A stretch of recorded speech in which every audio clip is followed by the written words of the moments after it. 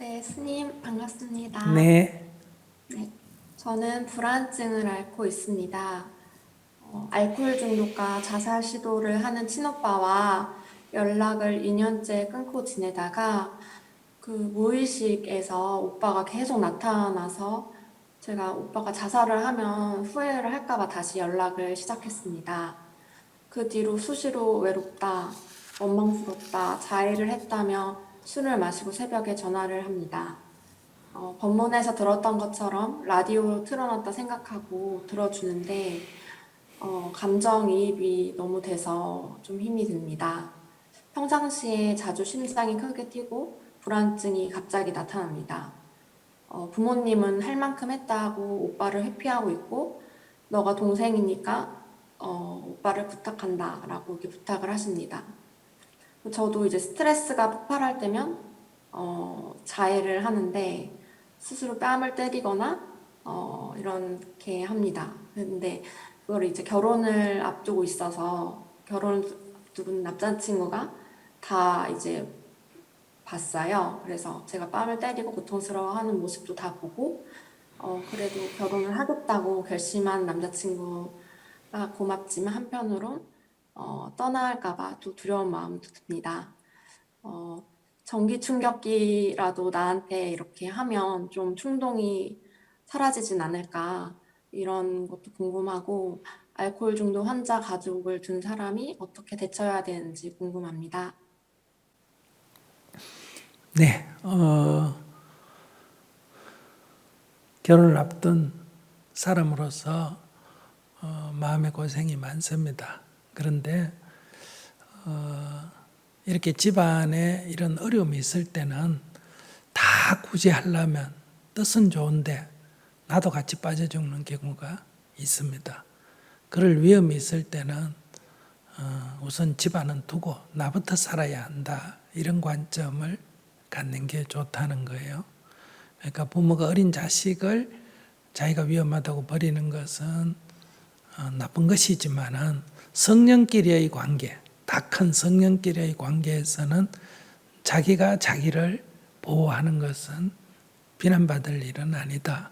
남을 해치고 자기를 보호받는 것은 비난받을 일이지만은 자기도 자기를 보호하기 벅찬데 남까지 보호해야 될 의무는 없다는 거예요. 그것이 부모든 자식이든 형제든 관계없이. 그러니까 현재와 자기가 자기를 보호하기도 지금 벅찬 상태인데 거기다 결혼을 앞두고 있는데 결혼을 했어도 이런 오빠나 친정 부모 때문에 자기가 연연한다면 그 결혼 생활마저도 온전하게 유지하기가 매우 어렵다.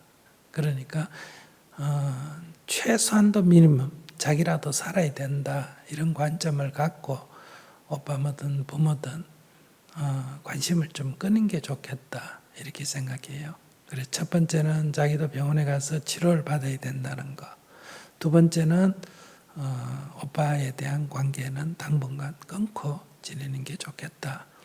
그리고 결혼을 해서 자기가 자기를 지켜낼 수 있는 힘이 좀 생긴 뒤에 부모를 돌보든 오빠를 돌보는 것은 괜찮다. 근데 지금 오빠가 그렇게 할 때 감정이입이 생기고 그것이 자기를 다시 불안하게 만든다 그러면 자기는 지금 남을 도울 형편은 못 된다. 우선 자기 살 길부터 찾아야 된다. 이런 말씀을 드리고 싶네요. 네. 오빠는 오히려 이런 사회기관에다가 연락해서 알코올 중독이라 치료센터라든지 안 그러면 이런 본인이 가려고 할지 모르지만 정신과 치료를 받는다든지 이게 좋죠. 근데 그것은 전문 의사나 전문 상담사도 해결하기 어려운 일인데 가족이라고 해서 그 자기가 노력한다고 해결되기는 어렵습니다. 그러니까 부모님이 조금 이 오빠가 어리면 부모님이 자녀를 위해서 이렇게 여러 군데 치료를 받도록 하면 좋은데 이미 다 성년이 됐고 부모님도 지쳐서 부모도 자기 인생 살아야 되잖아요. 부모가 20살까지는 자식에 대한 책임을 져야 되지만은 20살이 넘으면 부모도 더 이상 자식에 대한 책임을 질 의무는 없습니다. 그러니까 부모님도 자기가 살아야 되기 때문에 이런 자식을 둔 부모도 자기 인생을 행복하게 살아야 되거든요. 그러니까 부모는 부모대로 이제 할 만큼 했으니까 자기 인생을 사는 걸 갖고 원망할 필요는 없고, 자기가 자꾸 뭐라고 하니까 니는 아직 젊으니까 네가 오빠를 좀 신경 써라, 이렇게 부모로서는 당연히 말해야죠. 그러나 내가 봤을 때 자기가 자기 건강이 오빠를 건사할 만한 수준이 못 된다, 이런 얘기예요. 그러면 오빠는 사회적인 보호를 받도록 연락해 주거나 도와주는 것 외에 자기가 과분하게 그걸 깨안으려 그러면 결혼을 했어도 안 되고, 결혼을 하게 되면 결혼할 남자 가족까지 또 피해가 가기 때문에, 그래서 조금 냉정하게 내부터 살아야 된다, 이런 관점을 분명히 갖고 자기 건사하는데 더 초점을 맞췄으면 좋겠다. 그럼 오빠가 돌아가시면 어떡하냐? 그건 오빠가 돌아가셔도 장례식에 참여하고 장례나 잘 치러주는 게 내 할 일이다. 관점을 이렇게 좀 냉정하게 가져야 이 관계를 풀어낼 수가 있다, 이렇게 생각합니다. 네. 스님, 근데 제가 전기 충격기로 이렇게 이렇게 좀 정신 차리라고 이렇게 하는 건 괜찮나요? 그거는 모든 것이 신체적으로 정신적으로 건강한 사람이 이게 화를 주체할 수 없는데 본인이 꼭 고치고 싶다 할 때 제가 좀 극약 처방으로 하는 얘기지, 자기는 거기에 해당이 안 되는 사람이에요. 자기는 지금 병원에 가서 치료를 받아야 되지 전기 충격기는 전혀 해당이 안 되는 얘기다. 그럼 0%, 1%에도 해당이 안 되는 얘기다. 자기는 지금 그럴 정도의 각오가 있으면 병원에 가서 치료를 제대로 받는 게 중요하다, 이런 말씀이에요. 이 자기가 지금 이런 거는 성질이 더러워서 그런 게 아니라 정신적인 질환 때문에 자기가 지금 이렇게 방황하는 거예요.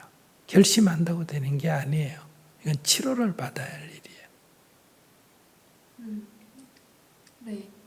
이게 자꾸 약간 자책하는 습관이 있어서. 그러니까 그건 치료가 필요한 거지. 그거 참 큰일이다. 제가 앞으로 전기 충격기 얘기 안 할게요.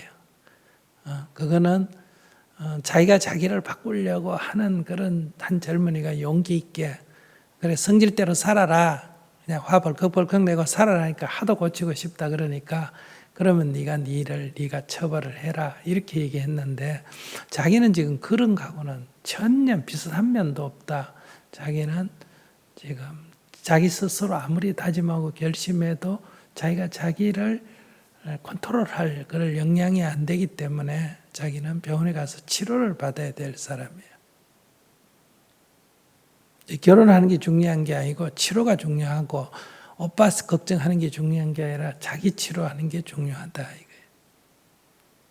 자기 치료 1번, 두 번째 결혼, 자기 가정 지키고, 그러고 조금 여유가 있다면 부모님을 조금 관심 갖는 것, 자기가 스님처럼 이렇게 막 정신적으로 아주 건강하다, 그러면 오빠의 관심을 가져도 돼요.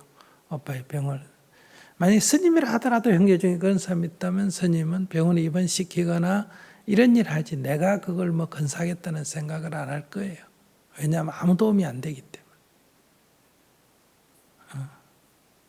자기 할 수 있는 영역의 밖의 일이에요. 그거를 형제라는 이름으로 하겠다는 건 어리석은 생각이에요. 네, 알겠습니다. 네.